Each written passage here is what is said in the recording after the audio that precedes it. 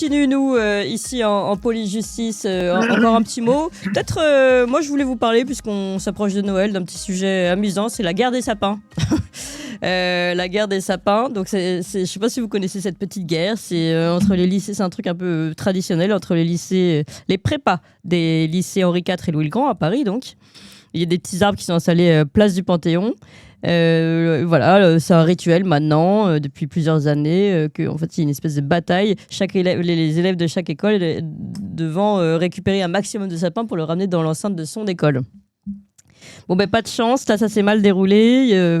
Comme d'habitude, ça se bagarre un peu autour des sapins. Mais la BAC est arrivée à 20h15.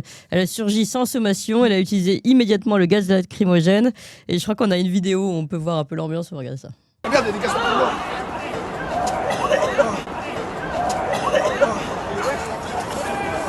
Ah!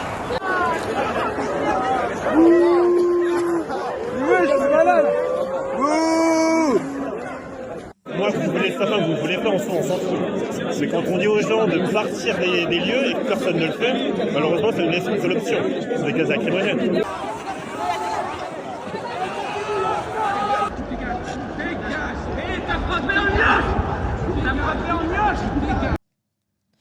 Bon, alors c'est vrai vous allez me dire, c'est pas primordial, on aurait pu choisir d'autres sujets, on en a plein, des sujets.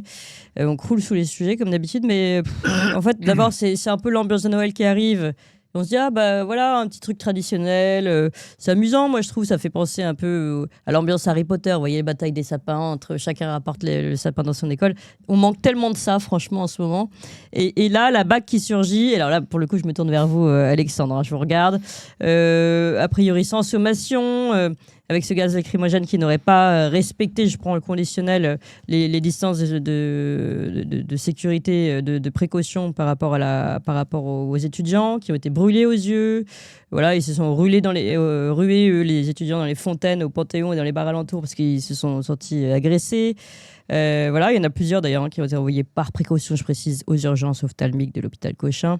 Et alors la préfecture répond que l'intervention répondait à un risque de trouble à l'ordre public et évoquant des mouvements de foule. Voilà, bon écoutez, qu'en pensez-vous, Alexandre ? Déjà, c'est toujours le problème de trouble à l'ordre public parce que du coup, ils évoquent toujours ça et c'est quelque chose d'assez flou juridiquement, donc je laisserai Régis développer sur ça. Mais ça justifie des interventions qui finalement, quand on regarde la conclusion, a causé un plus grand trouble à l'ordre public. Et c'est toujours ça que je me suis battu quand j'étais policier au renseignement. De temps en temps, on disait, voilà ce que dit la loi, voilà, mais quel est notre intérêt premier ? Être un peu souple, entre guillemets, sur certains points, ou alors de se dire, on va respecter la loi à la lettre, quitte à ce que ce soit le bazar. Bon, là, ils ont choisi de respecter la loi à la lettre, et ça a été encore pire qu'avant. Donc finalement, la police, ça a été un facteur aggravant de trouble à l'ordre public. C'est quand même, c'est quand même assez dramatique. Ensuite, la deuxième chose, c'est que c'était quelque chose, je vais dire, de ritualisé depuis des années. C'est-à-dire que ces vols de sapins, entre guillemets, la mairie de Paris, elle a même dit, on a mis des sapins là-bas, on sait qu'on va se les faire piquer par ces écoles. Mais c'est pas piqué puisque c'est organisé, non ? Oui, mais c'est organisé, c'est la coutume. Donc oui, la coutume, c'est effectivement, si on reste sur le droit, la coutume ne s'applique pas. Oui. La coutume est une source de droit. Oui. Mais alors, rapport au vol donc on peut dire le vol, etc. En tout cas, ce que dit la maire du 5e, c'est bon, je mets les beaux gros arbres décorés, ceux-ci évidemment faut pas y toucher, et puis on fait exprès d'en mettre 2, 3, 4 un peu partout, les petits.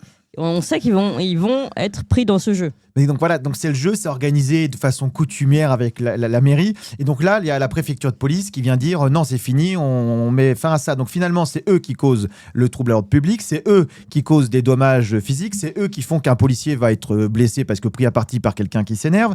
Et en fait, on arrive aujourd'hui à des interventions qui, pour moi, qui sont dans la confusion. Ça me fait penser, il y a quelques semaines, c'était la police municipale à Chantilly-sur-Saône qui est venue enlever des affiches de parents d'élèves qui demandaient plus d'AESH parce qu'ils ont lu Daesh. Donc voilà, donc en fait, on est sur des gens qui interviennent régulièrement sur des sujets, mais qui finalement sont eux-mêmes cause du trouble parce qu'ils maîtrisent pas quelque chose, ils ont pas quelque chose. Donc la BAC peut agir d'initiative. Donc là, ce qui serait intéressant, est-ce que la BAC agit d'initiative en passant sans connaître la coutume, ce qui peut arriver en disant on a vu quelque chose, on est intervenu, ou est-ce qu'ils ont été appelés pour agir sur ordre ? Ça, je ne sais pas. Et ça, ce serait intéressant de le savoir.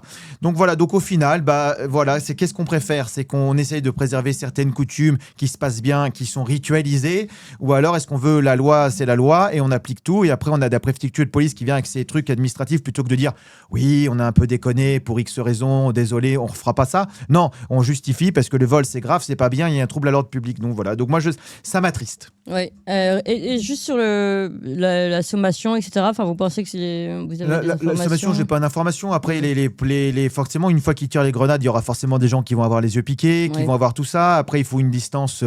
Là, je veux dire, il y a ce qu'on peut voir. S'ils n'ont pas vraiment respecté, on n'est quand même pas. Par exemple, on a vu les images de Sainte-Soline il y a quelques temps qui ont été révélées par Mediapart. C'est quand même un autre niveau. Donc là, ils ont peut-être pas respecté correctement les sommations. Mais après, dans les sommations, il y a toujours quelque chose de très compliqué. C'est que même quand elles sont faites, des fois, on les entend pas. Et donc là, si c'est un équipage de la BAC sans mégaphone qui dit attention à faire ça, les 10 devant vont les entendre, mais comme ils sont plusieurs centaines, ceux qui sont au fond vont pas les entendre. Donc en fait, on a aussi un problème de comment annoncer les sommations. Et ça, c'est pas réglé. Alors, Régis. Deux observations. La première, c'est que on vit un moment avec un pouvoir qui est un pouvoir minoritaire et aux abois, un moment de terreur de la foule, terreur de ce qui peut se passer dans l'espace public, et par conséquent, immédiatement, le réflexe, c'est celui de la répression. La répression, et Alexandre vient de nous dire qu'il n'y a plus de marge de manœuvre. On arrive, on tape. Hein, c'est devenu un réflexe et on tape, même si ce sont des affiches mal interprétées. L'anecdote est extraordinaire. La deuxième observation, c'est que c'est vrai aussi, on le voit bien, que l'espace public est aujourd'hui, je veux dire, capable de produire des désordres tout à fait considérables. Je ne dis pas que l'aspiration au rétablissement de l'ordre soit une aspiration négative, au contraire, mais il y aurait besoin de souplesse. Mais il y a vraiment, je pense, un rapport particulier à ce qui peut se passer, et je dirais même d'une certaine façon une haine de ces castes au pouvoir, de ce que peut faire la population. C'est très clair, et on l'a vu avec parfois des répressions, mais considérables. Je reviens toujours sur les gilets jaunes. Il y a eu des affrontements, il y a eu des côtés insurrectionnels, c'est incontestable, mais il y a eu une violence dans l'intervention policière et une violence dans l'intervention judiciaire, ne jamais oublier celle-ci, qui fait que c'est devenu le réflexe naturel. On a peur de ça, hein, et dès lors que ça peut prendre des proportions importantes. On l'a vu avec les émeutes, après l'affaire Naël, etc. Donc ça devient un peu irrespirable. Effectivement, c'est pas normal du tout. Enfin, c'est pas normal. C'est grotesque que, effectivement, quelque chose dont on aurait pu, hop, je me débarrasse du chat, des choses qui devraient bien se passer. C'est la période de Noël, il y a un côté un peu folklorique de ces rivalités entre établissements. Non, il faut que ça dégénère, parce que je me demande si désormais ça va systématiquement dégénérer. Ouais. À cause aussi de la façon dont les forces de l'ordre interviennent avec cette névrose concernant la possibilité de débordement. Ouais, et je précise, en plus vous dites folklorique, mais tout à l'heure je citais Harry Potter. Je pourrais avoir des références vraiment françaises et traditionnelles, puisqu'au XIIe siècle, autour de l'université de la Sorbonne, il y avait plusieurs maisons d'étudiants. Et il y avait déjà ces espèces de rivalités, mais qui font partie du jeu, entre guillemets, de l'université. Donc vous voyez que c'est ultra implanté finalement dans notre histoire, et c'est bien dommage qu'on l'oublie. Alors on va changer de sujet si vous le voulez bien. On va parler de la commission parlementaire qui s'est ouverte le mardi dernier, mardi 25 novembre, sur la neutralité, le fonctionnement et le financement de l'audiovisuel public, demandé par Éric Ciotti, et on a pu écouter déjà quelques passages qui sont intéressants. Alors je précise que le coût annuel de l'audiovisuel public, c'est 4 milliards d'euros, que la gauche, au moment de l'annonce d'Éric Ciotti de cette commission parlementaire, a dénoncé une instrumentalisation et une commission à charge. Certains acteurs du secteur craignent une rampe de lancement vers la privatisation de l'audiovisuel public.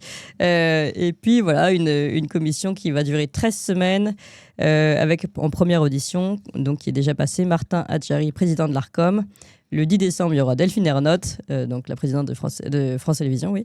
Et le 17 décembre, l'audition de Sybille Veil, elle, la présidente de Radio France. Alors, je vous propose d'écouter, on a 2 extraits à ce sujet. Celui de Philippe Allon, qui est le rapporteur, c'est un député UDR, de cette commission, qui explique en introduction, avant d'ouvrir cette commission, les soupçons et le symbole même problématique de l'audiovisuel public. Et puis ensuite, on va aller écouter une des premières questions du rapporteur pendant cette commission d'enquête. Écoutez ça. De véhicules de fonction jusqu'à des suites dans des palaces à Cannes, pris à 1 700 € la nuit, sur l'argent du contribuable. Alors, c'est autant de symboles, évidemment, qui écœurent les Français et malheureusement contribuent à miner la confiance dans l'audiovisuel public et dans ses missions précieuses. Voilà, et puis maintenant, on va écouter la première question de Philippe Allon. Écoutons ça. En général, Monsieur le Président, dans une décision récente du 25 juillet 2025, vous avez nommé à l'ARCOM Monsieur Foued Beraou. Est-ce que vous saviez qu'un an auparavant, le 18 septembre 2024, il appelait publiquement à une mobilisation antifasciste et indigéniste contre l'Empire Bolloré dans l'archipel des Glénans ? Voilà, vous l'avez compris, hein, le Foued Beraou, c'est évidemment quelqu'un de très marqué politiquement, qui avait lui-même déjà organisé des manifestations antifascistes qui visaient notamment le groupe Bolloré. Donc c'est intéressant que cette personne ait été choisie directement par le directeur actuel, le président de l'ARCOM, pardon. Régis de Castelnau, on commence par vous ? Oh, je ne vais pas être très long. Enfin, nouvelle promesse d'ivrogne, hein, habituellement, quand les avocats disent qu'ils ne vont pas être longs. Donc, je ne sais pas ce qui va ressortir de cette commission d'enquête, mais ça va être le moyen d'interpeller les gens qui dirigent cette espèce de bateau ivre sur la neutralité. Mais c'est tellement l'évidence. C'est tellement l'évidence. Madame Ernotte le revendique. Oui. Du haut de ces 400 à 500 000 euros de revenus annuels, on se demande bien pourquoi. Enfin, c'est monstrueux. Donc, le problème, qu'est-il arrivé à la suite de l'incident incroyable qui a été la démonstration que le service public, les journalistes du service public, payés par le service public, messieurs Cohen et Thomas Legrand, avaient décidé de tout faire pour essayer de faire élire Glucksmann, l'autre Macron possible, en 2027. Avec notre argent, ma chère, Bien sûr. Ma chère Clémence, qu'est-ce qui s'est passé? Madame Ernotte est montée au créneau, Madame Veil est montée au créneau en disant mais comment Madame Ernotte qui avait dit il fallait faire une télé à l'image de la France et que fallait virer, et elle l'a fait, fallait virer les hommes blancs de plus de 50 ans, ce qui est une prise de position directement politique. Quant à l'ARCOM, enfin c'est une plaisanterie. L'ARCOM ne va condamner, ne va intervenir que pour les médias qui sont considérés comme étant dans l'opposition, c'est clair. Non. Alors, simplement, ce que je voudrais ajouter, c'est que elle sera peut-être un peu redondante. Les Français le savent, que le service public est complètement dévoyé. Le problème, en fait, c'est on le sait sur le principe, mais là, on a quand même des exemples à chaque fois. On a entendu Philippe Allon donner des exemples, les voitures, les vacances. Là, on entend quand même que la personne qui est choisie par le président de l'ARCOM est directement marquée politiquement comme étant opposant au groupe Bolloré. Enfin, les choses sont claires. Je veux dire, c'est dessiné, c'est écrit. Quand c'est quand même des exemples qui... Nous, on se dit, a priori, on sent bien qu'ils sont orientés, mais là, je veux dire, on a de la matière.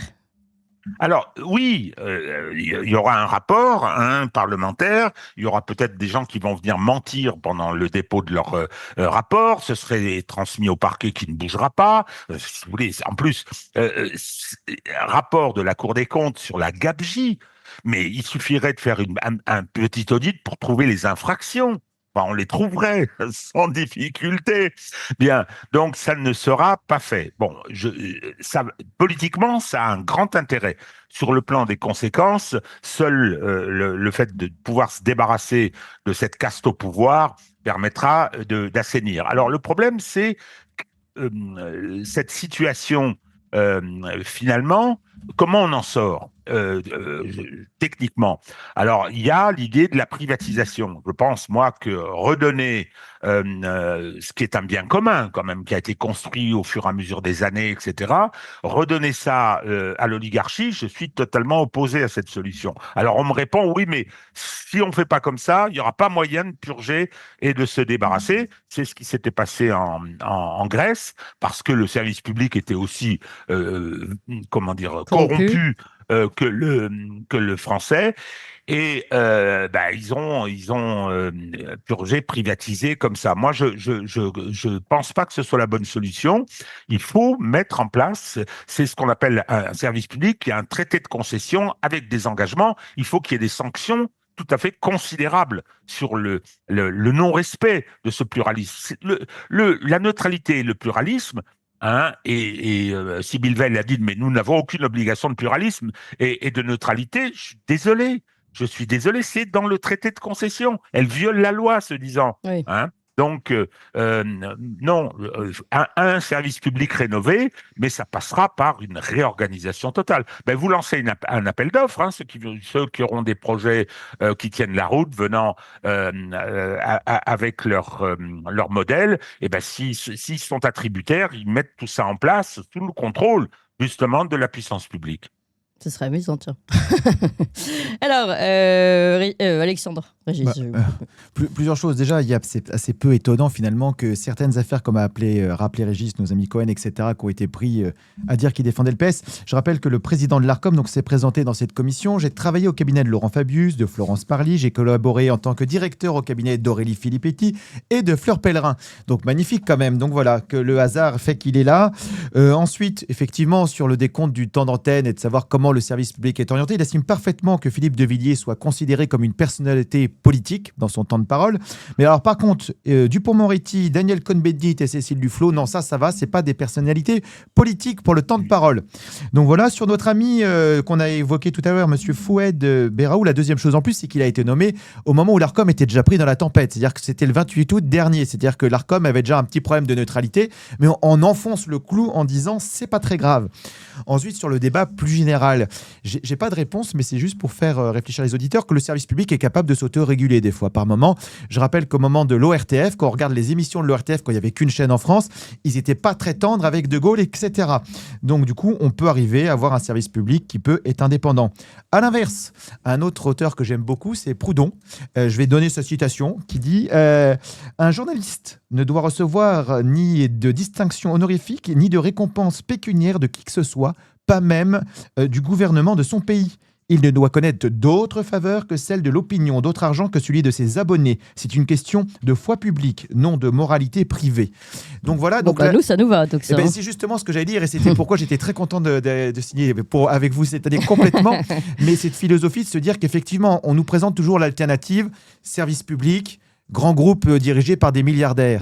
Mais aussi aux gens de savoir est-ce qu'ils veulent payer pour une information libre en étant des abonnés de médias comme Toxin, en disant nous, on voudrait avoir quelque chose. Et à ce moment-là, ça change la donne. Les abonnés ont un contrôle sur les lignes éditoriales en disant nous, on voudrait ça, Exi, et pas parce que finalement, CNews, etc., ils ont un abonné. Oui, effectivement, c'est Bolloré. Donc la ligne éditoriale est beaucoup plus rapidement déterminée.